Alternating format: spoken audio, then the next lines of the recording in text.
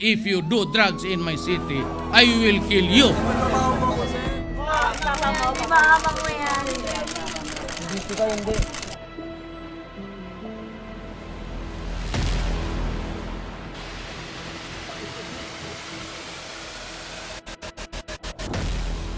Nalilito ka na ba sa mga nangyayari sa ICC? Huwag kang mag-alala. Nakakalito talaga. Una, mahalagang maintindihan ng International Criminal Court at ang treaty nito na Rome Statute. Hanggat maaari, ayaw makialam ng ICC sa isang bansa at sa mga batas at proseso nito. Yan ang tinatawag na complementarity. Kapag makita ng ICC na gumagana naman ang justice system ng isang bansa, hindi ito manghihimasok o makikialam. Sa ganitong sitwasyon, nawawalan ng jurisdiction o karapatang mag-imbestiga ang mismong ICC. Pero, masusing titingnan ng ICC kung totoo bang gumagana ang justice system o nagpapakitang tao lang ang mga opisyal. The pretrial chamber stated that it considered whether the domestic investigations and prosecutions of the Philippines Ano ang nangyari noong July 18? Balikan natin. As the investigations before the court.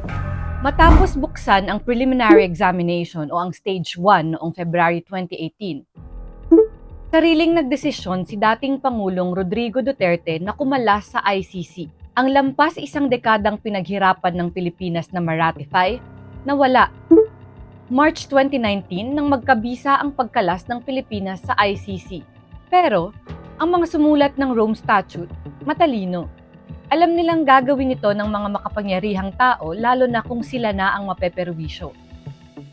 Kaya sabi sa Rome Statute, basta nagsimula ang isang proseso habang miyembro ka pa, kahit humiwalay ka pagkatapos, magpapatuloy ang prosesong yun. Noong September 2021, pumayag ang ICC Pre-Trial Chamber na simula ng investigasyon o Step 2. Bago bumaba sa pwesto si Duterte, naisipan ng kanyang mga tagapayo at abogado na pwede namang magpa-defer. Sa ilalim ng Rome Statute, maaaring igiit ng bansa na gumugulong ang sarili nitong investigasyon at kailangang tumigil ng ICC para tingnan kung talagang gumugulong ito.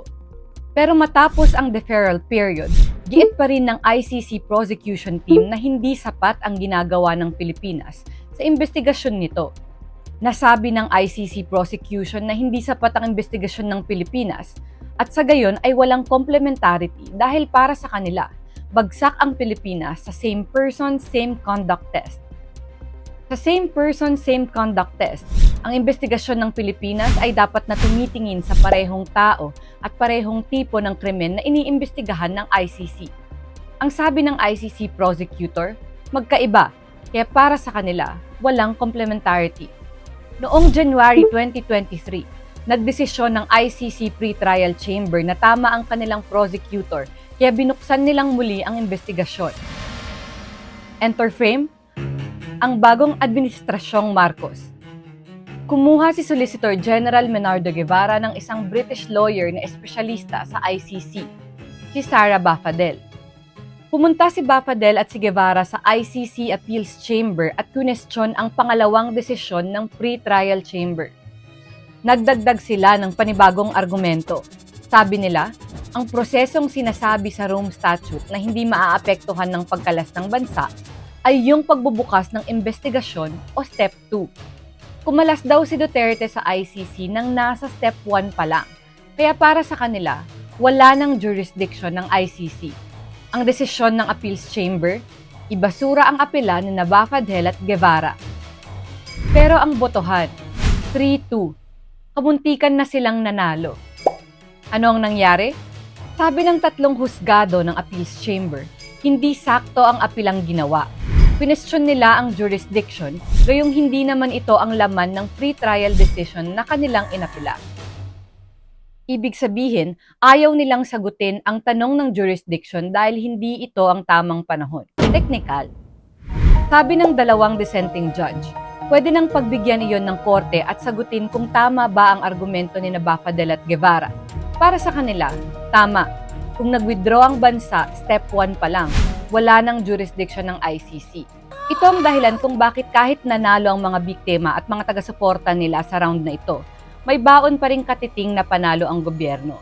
Dahil kung dumating ang tamang pagkakataon, maaari nilang muling gamitin ang argumentong ito.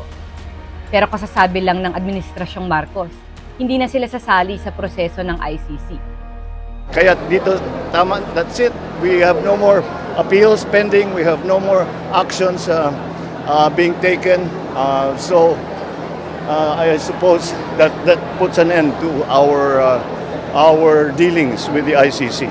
Ang bad news dito para kay Marcos, maaring tingnan ito ng ICC bilang isang pruweba na hindi seryoso ang gobyernong magbigay ng tunay na hustisya. Dahil sinabi na nga ng appeals chambers, tamang gamitin ang same person, same conduct test o ang test na nagpapakitang tugma ang ginagawa ng Pilipinas at ICC. Ano ang ibig sabihin nitong lahat? Mahaba pa ang laban. May win-win scenario dito para sa mga biktima. Kung ayaw ng gobyerno nating tunay na mag-imbestiga, ang ICC ang gagawa. Sa ilalim ng Rome Statute, pwede ngang tumigil na ang ICC sa pag-iimbestiga, pero tutulong sila sa Pilipinas. Win-win, di ba? Pero talo dito ang mga may pakana ng patayan. Ang mahirap na tanong ay para kay President Bongbong Marcos Jr. Ano ang win scenario para sa kanya?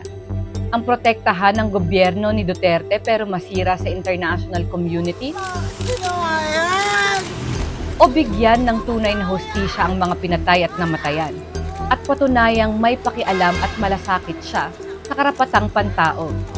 Your move, President Marcos. Binabantayan ka ng mga Pilipino at ng buong mundo.